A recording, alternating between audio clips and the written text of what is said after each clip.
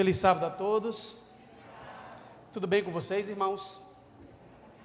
Motivo de grande alegria, satisfação, reencontrá-los firmes e inabaláveis na fé que um dia foi entregue aos santos.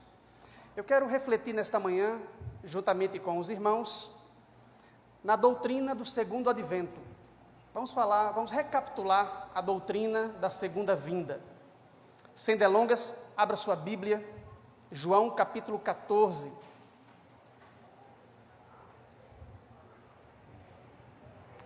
João capítulo 14, versículos do 1 ao 3.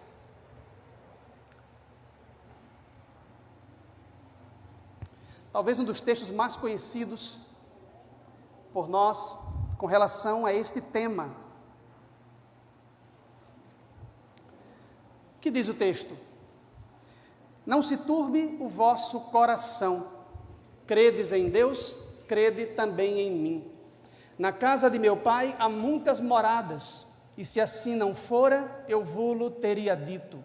Mas vou preparar-vos lugar, e quando eu for e vos preparar lugar, voltarei, e vos receberei para mim mesmo, para que onde eu estou, estejais vós também. Nesse texto, Jesus faz a maior de todas as promessas, a promessa do segundo advento, de que o Mestre regressará a este mundo uma segunda vez. Nós, adventistas, aguardamos o segundo advento, daí a razão deste nome.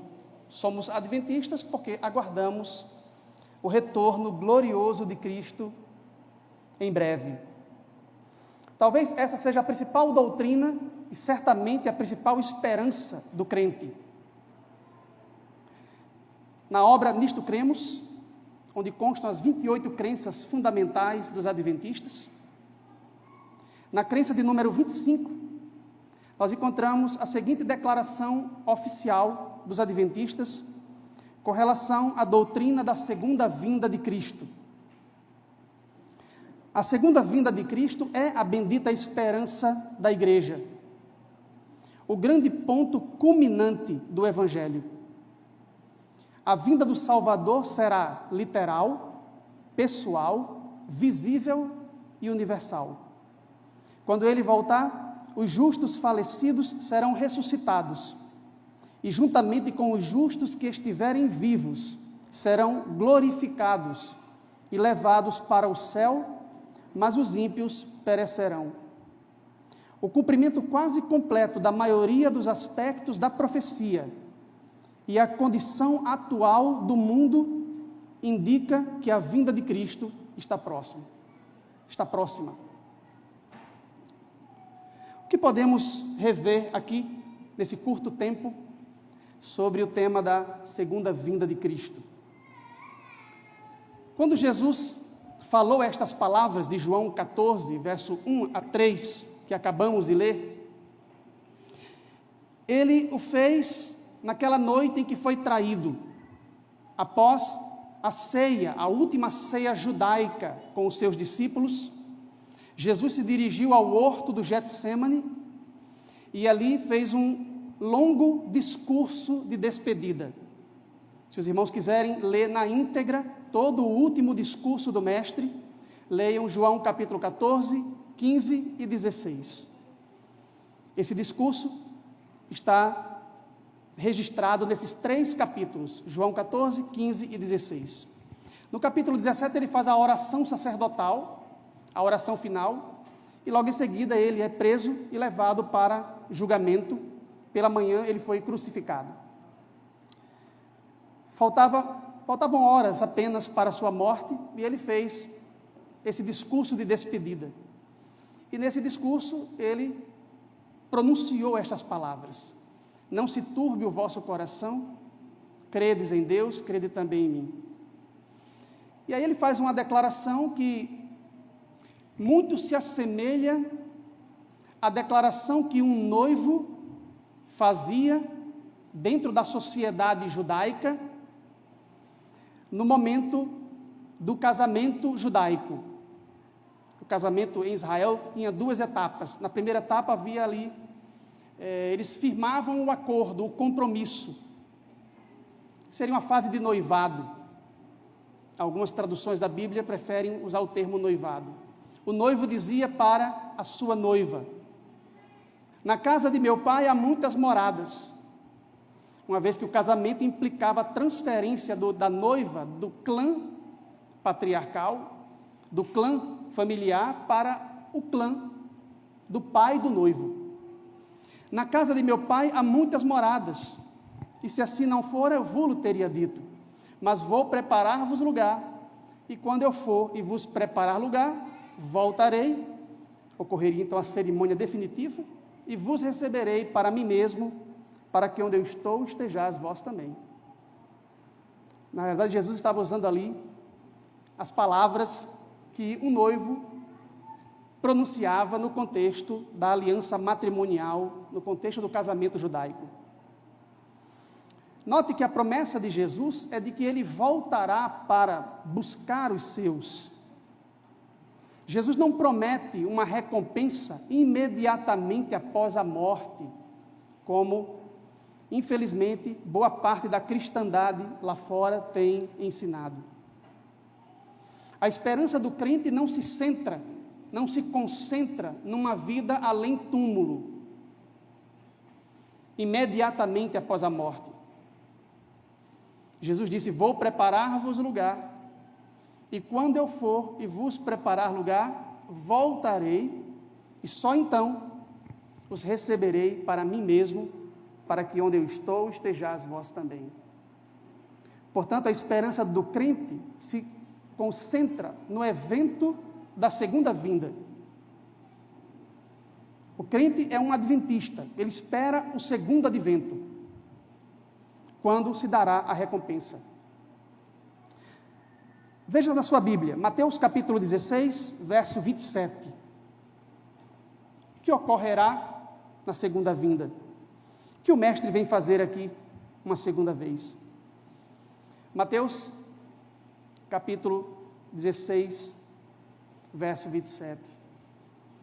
Porque o Filho do Homem há de vir na glória de seu Pai com os seus anjos, e então retribuirá a cada um conforme as suas obras.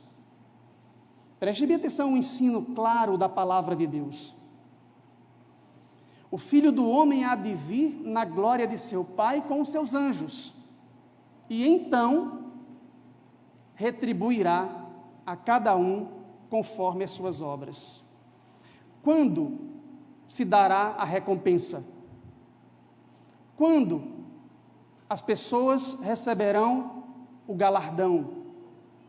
Quando o Filho do Homem vier na glória de seu Pai com os seus anjos. É no dia do retorno de Cristo que ocorrerá o acerto final de contas.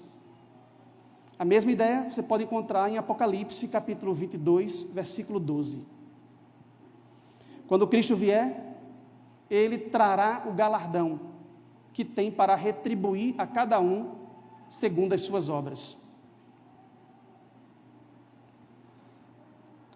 Esse texto é interessante, esse texto que acabamos de ler agora, Mateus 16, 27, porque diz que Cristo virá na glória de seu Pai com os seus anjos. Cristo virá na glória de seu Pai. Nós, adventistas, não enfatizamos muito a presença do Pai, o primeiro membro da divindade triuna, no evento da segunda vinda. Não faz parte do nosso imaginário representar Deus, o Pai, no segundo advento de Cristo. As imagens que usamos, em geral, representam um homem sentado ali num trono, na nuvem, rodeado de miríades de anjos, com toda aquela glória, mas o Pai não é representado. Mas isso não significa que o Pai não se faça presente no evento culminante do grande conflito, no evento da segunda vinda. Mateus 16, 27 diz: o Filho do Homem há de vir na glória de seu Pai com os seus anjos. Na obra Nisto Cremos, no capítulo que trata da doutrina do Pai, Deus o Pai, a página 46, é dito: o Novo Testamento torna claro o íntimo envolvimento do Pai em relação ao retorno de seu Filho. Por ocasião da segunda vinda, os ímpios clamarão às rochas e montanhas: caí sobre nós e escondei-nos da face daquele que se assenta no trono, um termo técnico dentro do livro do Apocalipse, para se referir a Deus o Pai, a primeira pessoa da divindade, e da ira do Cordeiro, uma forma simbólica de representar a segunda pessoa da divindade, o Filho Jesus Cristo. Apocalipse 6,16. Jesus disse: porque o Filho do Homem há de vir na glória de seu Pai com seus anjos. Mateus 16, 27, texto que lemos. E vereis o Filho do Homem assentado à direita do Todo-Poderoso e vindo sobre as nuvens do céu. Palavras de Jesus a Caifás, registradas em Mateus 26, 64. Então não há dúvida de que o Pai acompanhará o seu Filho em seu trajeto a este mundo no momento da segunda vinda, quando o Senhor retornar em glória para nos dar o toque final da imortalidade e aniquilar os ímpios neste mundo. Quantas pessoas verão o Senhor quando Ele voltar? Abra sua Bíblia, Apocalipse 1, verso 7. Apocalipse 1, verso 7. Todos conhecem esses textos de memória, né? Eis que vem com as nuvens, e todo olho o verá, até quantos o transpassaram, e todas as tribos da terra se lamentarão sobre ele, certamente. Amém. Eis que vem com as nuvens, e todo olho o verá. Portanto, a volta de Cristo será universalmente visível. Todas as pessoas da terra, tanto justos quanto injustos, inclusive, diz o texto, aqueles que o transpassaram, os mais acérrimos inimigos da verdade, contemplarão o retorno de Cristo a este mundo. Algumas pessoas interpretam esse texto de um modo diferente. Dizem que esse olho que verá não deve ser interpretado literalmente. Trata-se de um olho espiritual, de uma terceira visão, de um discernimento espiritual. E apenas os que possuem tal discernimento verão o Senhor quando Ele voltar. Essa interpretação faz sentido? Não. Como o próprio vidente da ilha de Pátimos disse, até mesmo aqueles que o transpassaram. E é evidente que estes não possuem tal olho do discernimento. Mas há uma outra passagem fora do livro do Apocalipse que fala da visibilidade universal da segunda vinda. Mateus capítulo 24, abra sua Bíblia. Mateus capítulo 24, versículos do 29 ao 31. Capítulo 24 de São Mateus é um capítulo muito interessante, o chamado discurso profético do Mestre. Os teólogos chamam de o pequeno apocalipse sinótico, que está presente, foi registrado pelos evangelistas sinóticos, Mateus, Marcos e Lucas. O discurso do Mestre que trata dos eventos finais da história. No versículo 29 de Mateus 24, a partir do versículo 29, Jesus diz: logo em seguida a tribulação daqueles dias, o sol escurecerá, a lua não dará sua claridade, as estrelas cairão do firmamento e os poderes dos céus serão abalados. Então aparecerá no céu o sinal do Filho do Homem. Todos os povos da terra se lamentarão e, qual é o verbo que aparece aí? E verão o Filho do Homem vindo sobre as nuvens dos céus com poder e muita glória. E ele enviará os seus anjos com grande clangor de trombeta, os quais reunirão os seus escolhidos dos quatro ventos, de uma a outra extremidade dos céus. Veja como é claro o ensino do Mestre.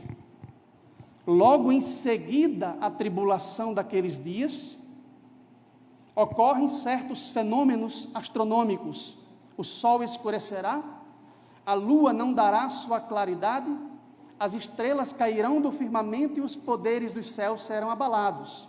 E então aparecerá no céu, o quê? O sinal do Filho do Homem. E todos os povos da terra, sem exceção, se lamentarão e verão o Filho do Homem vindo sobre as nuvens com poder e muita glória. E ele virá acompanhado de seus anjos, ele enviará os seus anjos com grande clangor de trombeta, a fim de reunir os seus escolhidos que se encontram espalhados pelos 4 cantos do mundo.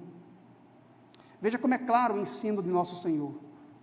Quando Cristo voltar a esta terra, todas as pessoas contemplarão este grande acontecimento. É o maior acontecimento da história. Nós precisamos confiar que nós estaremos protegidos naquele grande dia, quando o Senhor retornar para nos buscar. Em breve o Senhor voltará, essa é uma velha história, mas nós, como povo, precisamos reafirmá-la continuamente. É a nossa bendita esperança. É o evento que aguardamos com fremente expectativa. Nós, adventistas, aguardamos com fremente expectativa o retorno glorioso de Cristo nas nuvens. É a nossa bendita esperança. Quando o Senhor voltar, todos o verão, a volta de Cristo será universalmente visível. O que acontecerá quando Cristo voltar? Quantas pessoas, ou melhor, quantos tipos de pessoas ele encontrará aqui em sua segunda vinda? 2 grandes tipos, né? Os justos e os injustos. Santos e ímpios. Os que fazem a vontade de Deus e os que não fazem. Os que possuem a marca, o selo da proteção divina em sua fronte e os que possuem uma outra marca, a marca da apostasia. E essas 2 grandes classes subdividem-se, cada uma delas, em 2. Quando o Senhor voltar, ele vai encontrar aqui justos vivos e justos mortos, os que dormiram no Senhor. Ele vai encontrar ímpios vivos e ímpios mortos. O que acontecerá com cada uma dessas classes? Vamos nos concentrar um pouco aqui na classe dos justos. O que acontecerá com a classe dos justos quando o Senhor voltar? Começando pelos justos mortos. O que acontece com eles? Ressuscitam? Temos base bíblica para isso? Abra sua Bíblia, João capítulo 5, verso 28 e 29. João capítulo 5, verso 28 e 29, que diz: E não vos maravilheis disso, porque vem a hora em que todos os que se acham nos túmulos ouvirão a minha voz e sairão. Os que tiverem feito o bem para a ressurreição da vida, e os que tiverem praticado o mal para a ressurreição do juízo. Preste bem atenção às palavras do mestre aqui. Vem a hora em que todos os que se acham, aonde? Nos túmulos. Na opinião do mestre, onde é que estão os mortos? Nos túmulos. Todos os que se acham nos túmulos ouvirão a minha voz, disse Jesus, e sairão.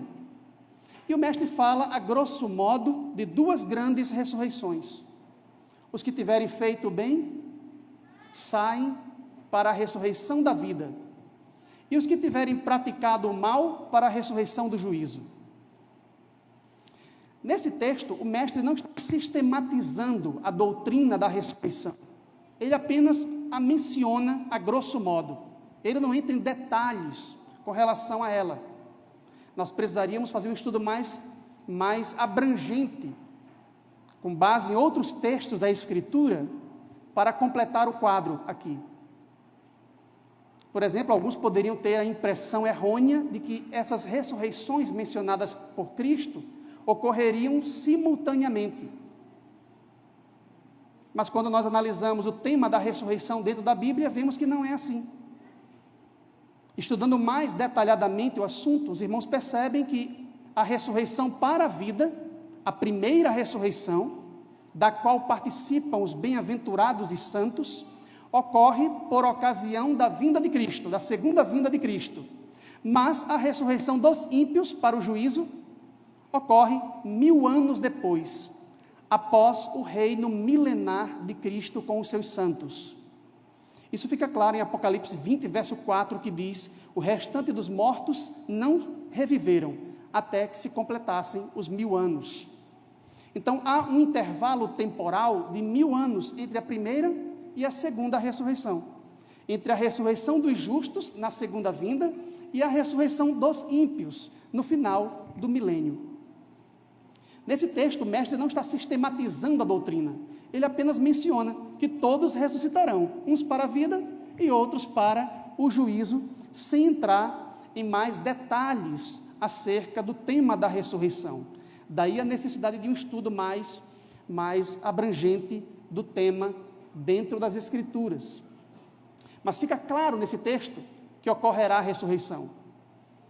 Haverá a ressurreição dos justos e haverá ressurreição para os ímpios, mesmo que ocorra um intervalo de tempo significativo entre elas. Então, quando Cristo voltar, os justos, os que morreram em Cristo, ressuscitam. Mas os ímpios mortos permanecem mortos por 1000 anos. Ok? Cristo volta e os justos ressuscitam. E os vivos, os justos vivos, o que acontece com eles?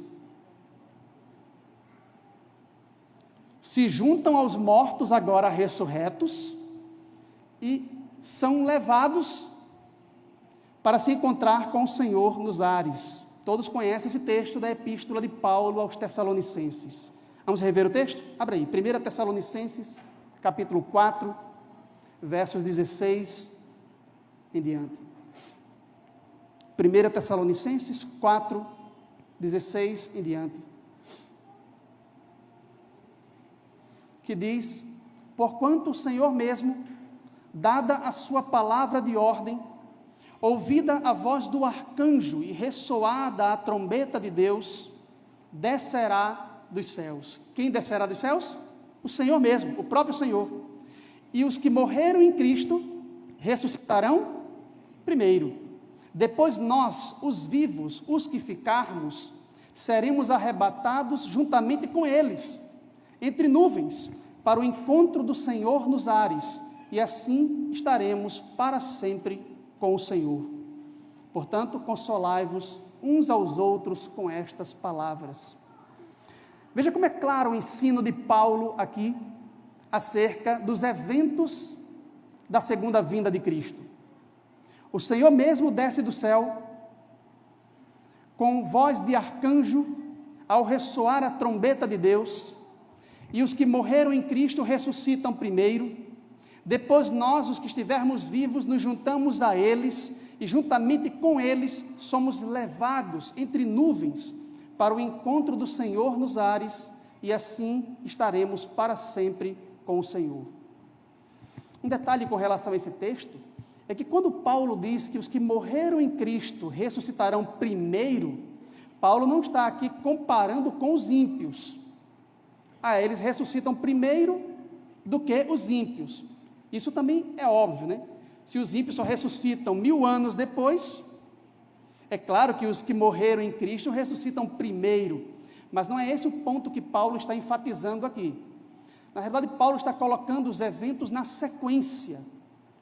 Primeiro, os mortos em Cristo ressuscitam, depois os vivos, os que estão em Cristo, os vivos se juntam a eles, e ambos os grupos são levados à presença do Senhor. Ninguém precederá a ninguém.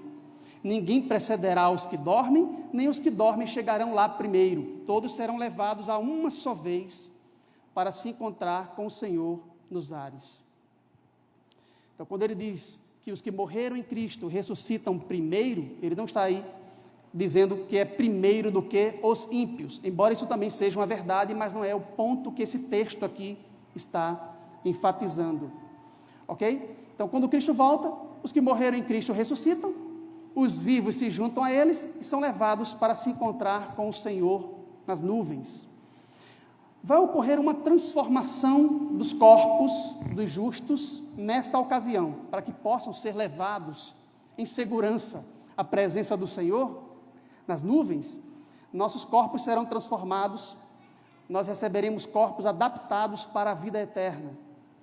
Qual é a passagem bíblica que trata desse ponto? Há diversos textos, quero que os irmãos vejam apenas uma, representativa, para nós completarmos esse quadro. 1 Coríntios, capítulo 15, versículos 51 a 53.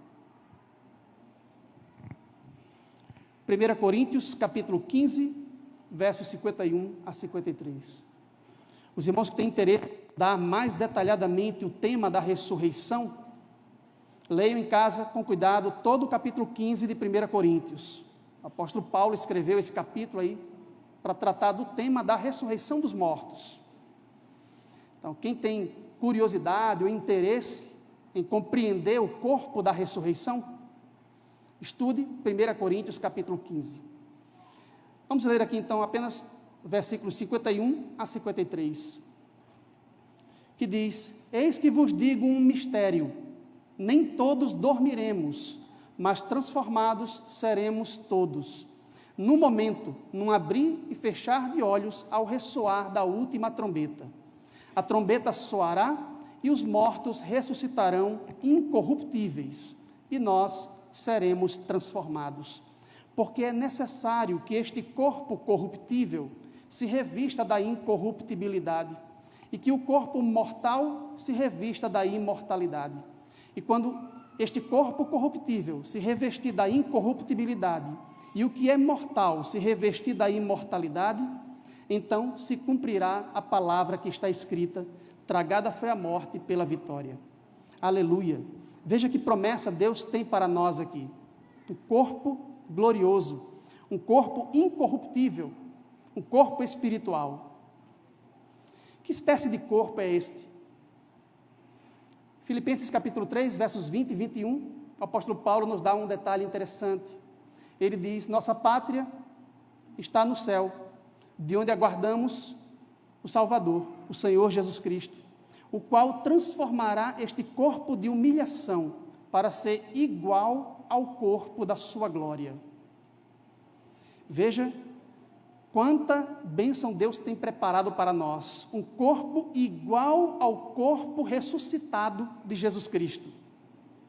Aquele corpo com o qual ele saiu do túmulo novo de José, na madrugada do primeiro dia da semana. Um corpo físico, evidentemente, tangível, concreto, real, palpável, porém revestido de imortalidade. Um corpo que não se degrada, um corpo que não se fere, um corpo que não envelhece, um corpo que não está mais suscetível a doenças, um corpo glorioso. Este é o corpo que Deus tem preparado para nós, para a manhã da ressurreição. Quando Cristo voltar, os justos ressuscitam, os mortos ressuscitam incorruptíveis, e nós, os vivos, seremos transformados num abrir e fechar de olhos. Note que, segundo o texto de Paulo, o que ocorre num abrir e fechar de olhos não é o arrebatamento da igreja, como alguns ensinam lá fora. Não é a volta de Cristo como um relâmpago, enfatizando o aspecto velocidade do relâmpago, quando o texto enfatiza o aspecto mostrabilidade ou visibilidade do relâmpago. O que ocorre num abrir e fechar de olhos, segundo o texto de Paulo, é a transformação do corpo. Num abrir e fechar de olhos, nós seremos transformados. Não é a volta de Cristo ou o arrebatamento da igreja que ocorre num abrir e fechar de olhos, como se tem enfatizado lá fora. Cristo volta e leva, então, os justos. Mortos são ressuscitados, justos são transformados, todos glorificados são levados à presença do Senhor. O que acontece com a classe dos ímpios? Esse é um ponto que eu quero enfatizar um pouco mais aqui com os irmãos.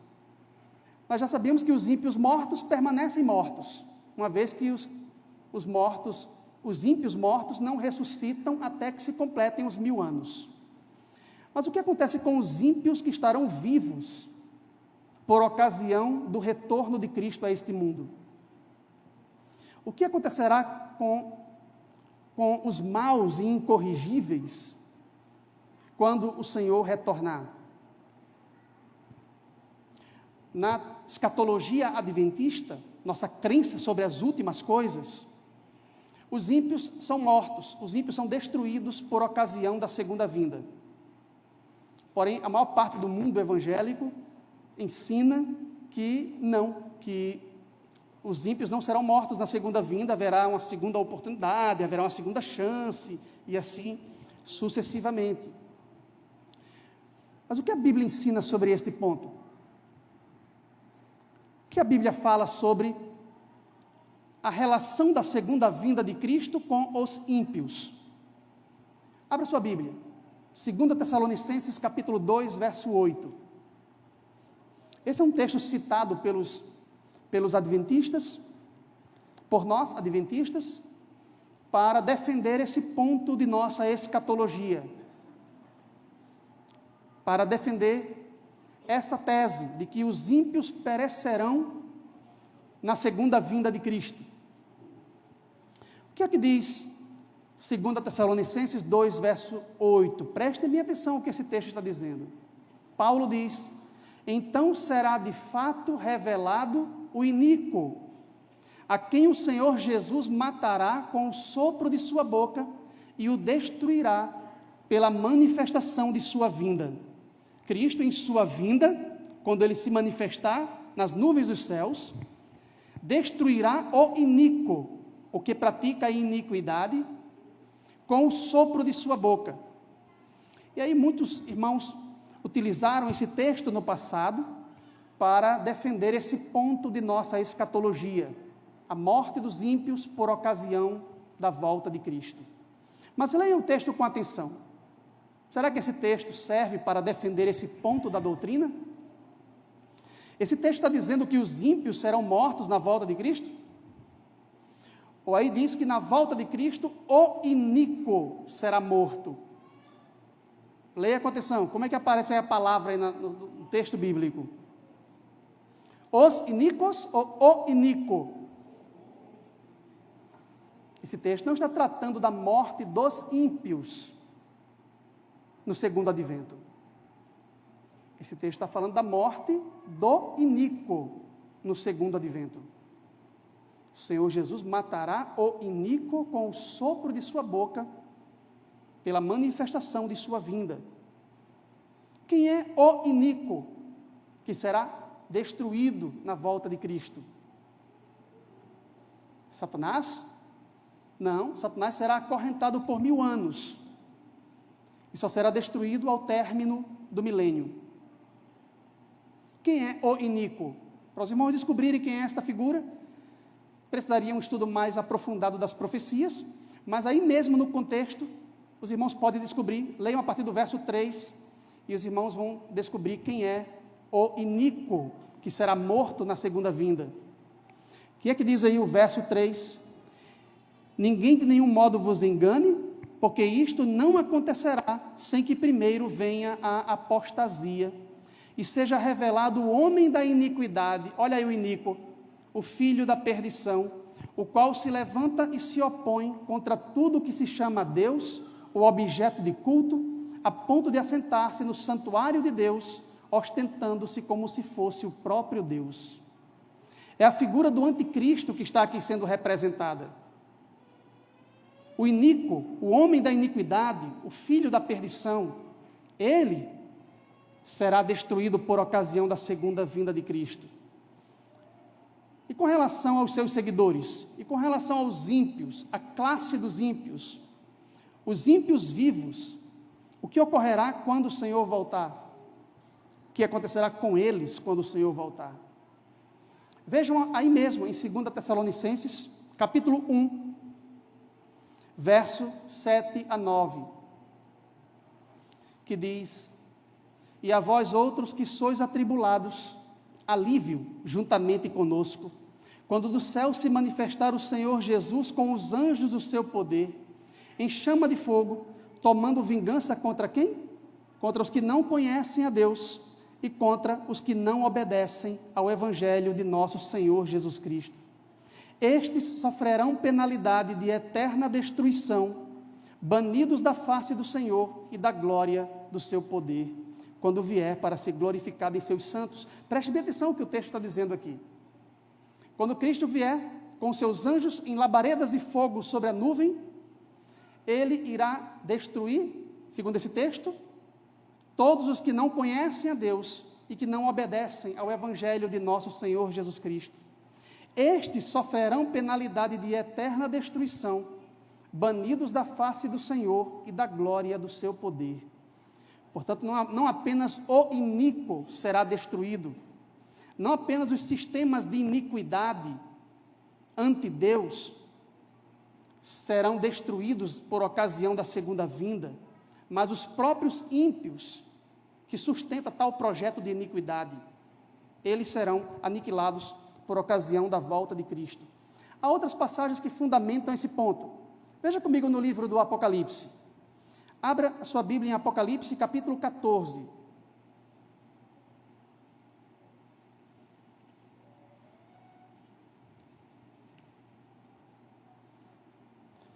Existem várias passagens dentro da Bíblia que representam a volta de Cristo, simbolicamente, usando diversos símbolos.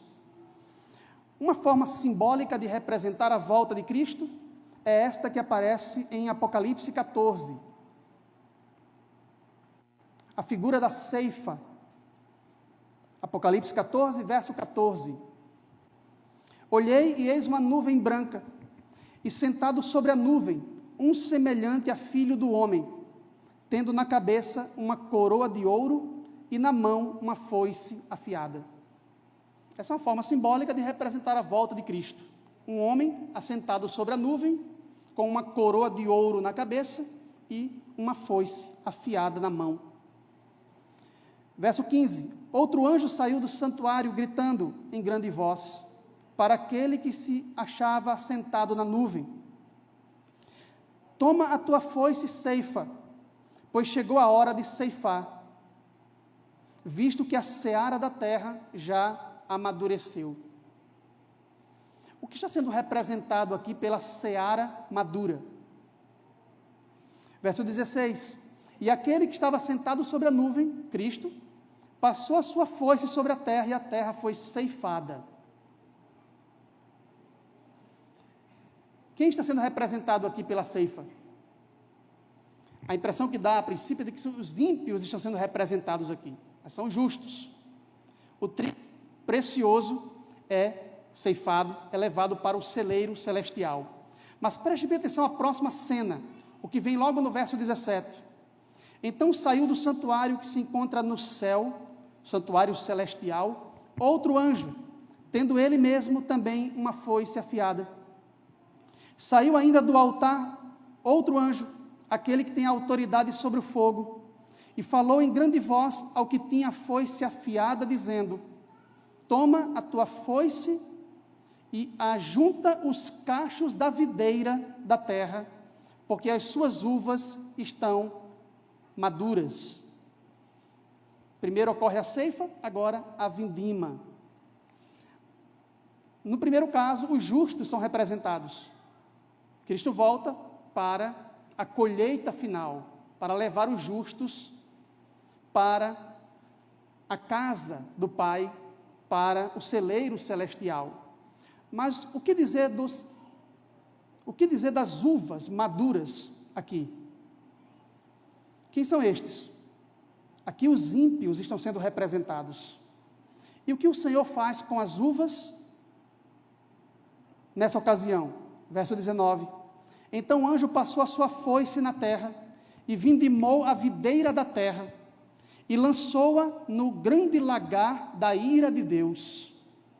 As uvas são lançadas no lagar.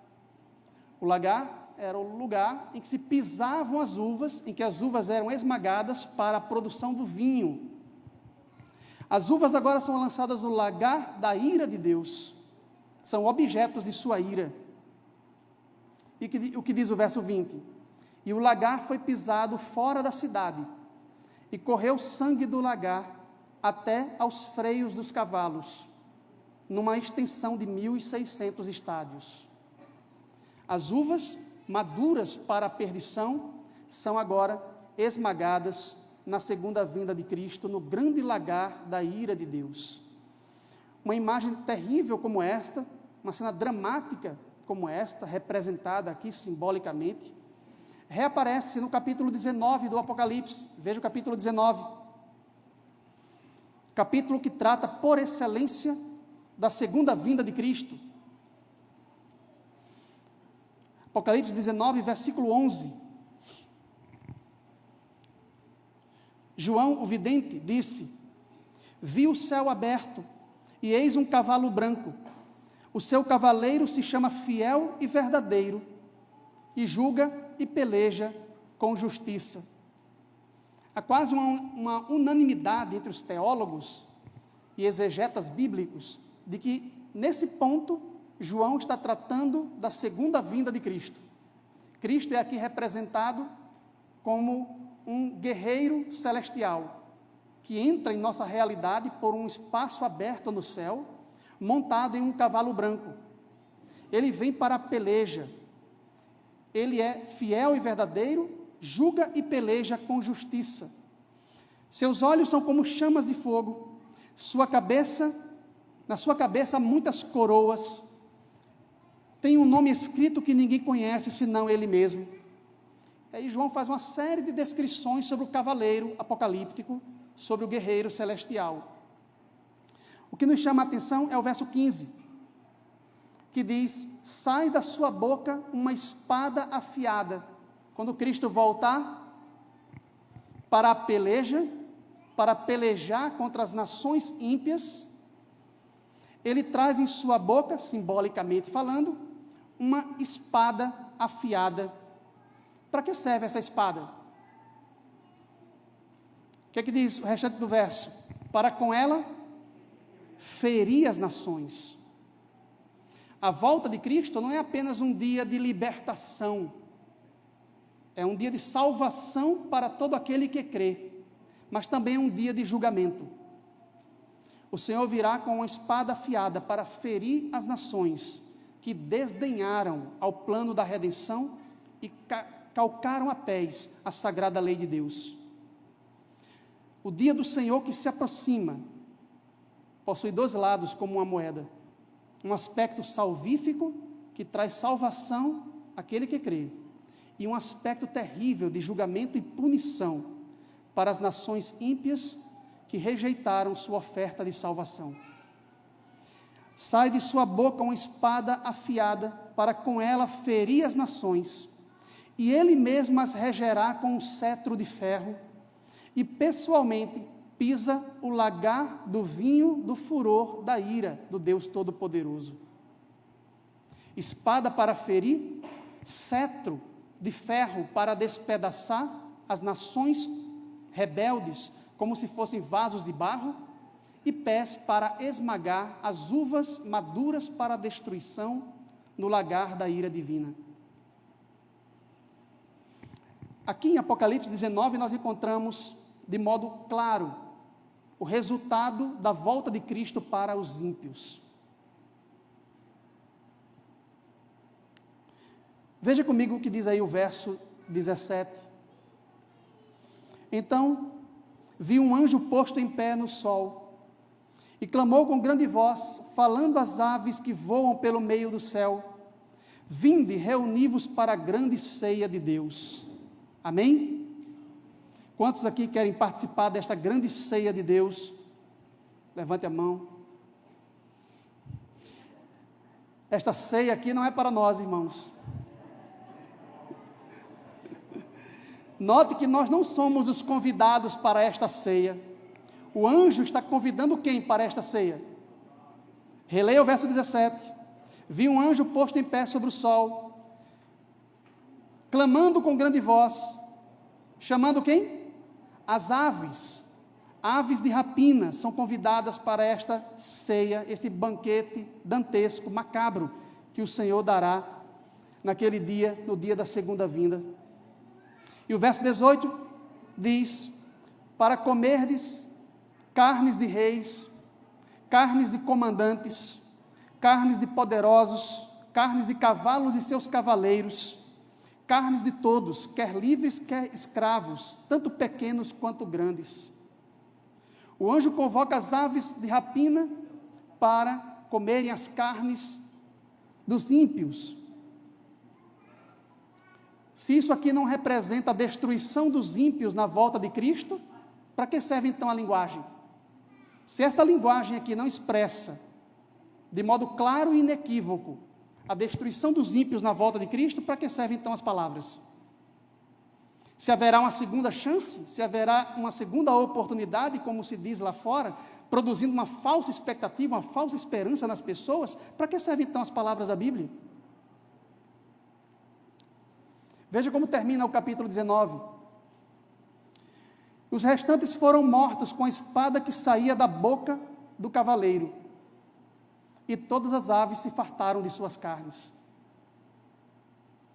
Isso representa ou não a destruição dos ímpios na volta de Cristo? Evidentemente. Quando o Senhor voltar, Ele nos dará o toque final da imortalidade, mas os ímpios receberão o julgamento. O justo juízo de Deus recairá sobre nações rebeldes que rejeitaram sua oferta de salvação. A terra ficará desolada e vazia, nós estaremos com Cristo no céu, reinando com Cristo os 1000 anos. Ao término do milênio, a cidade santa desce para a terra, ocorre a segunda ressurreição, a dos ímpios agora, para o juízo, e nós estaremos seguros dentro da cidade, queira Deus, assentados à mesa para um banquete messiânico com Abraão, Isaque e Jacó.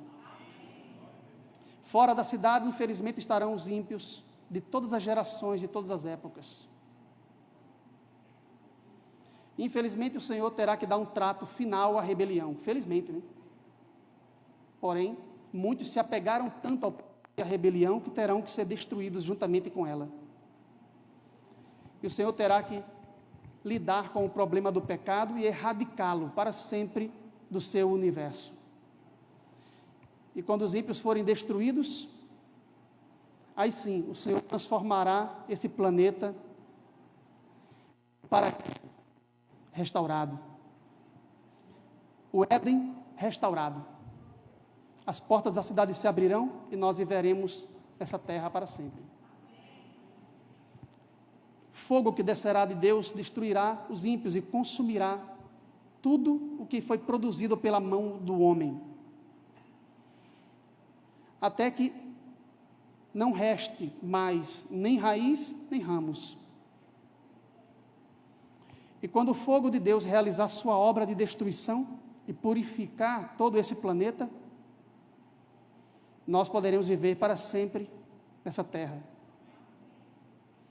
Quando as portas da cidade se abrirem e nenhuma chama estiver mais a crepitar sobre o solo, o Senhor transformará esse mundo naquilo que foi o seu projeto original, que infelizmente foi arruinado pelo pecado. O Senhor transformará esse mundo em um paraíso. Ao seu comando, ao comando de sua voz, um tapete verdejante cobre toda a superfície do planeta. Árvores frondosas brotam, animais incríveis, dóceis de todas as espécies, numa vitrine de criatividade incrível, revelando o poder do Criador. E o grande conflito terá chegado ao seu fim. E Jeová sairá vitorioso sobre as forças do mal. O grande conflito terminou, pecados e pecadores não mais existem. O universo inteiro estará purificado. Uma única palpitação de harmonioso júbilo vibra por toda a vasta criação. Daquele que tudo criou emanam vida, luz e alegria. Desde o minúsculo átomo até o maior dos mundos. Todas as coisas, animadas e inanimadas, em sua serena beleza e perfeito gozo, declaram que Deus é amor. Queira Deus que estejamos do lado daqueles que farão tremular a bandeira ensanguentada do príncipe Emanuel, quando o Senhor voltar. Estejamos do lado daqueles que viverão com Cristo durante o milênio no céu e a eternidade aqui nessa terra. É o nosso desejo e a nossa oração. Que Deus abençoe a todos os irmãos.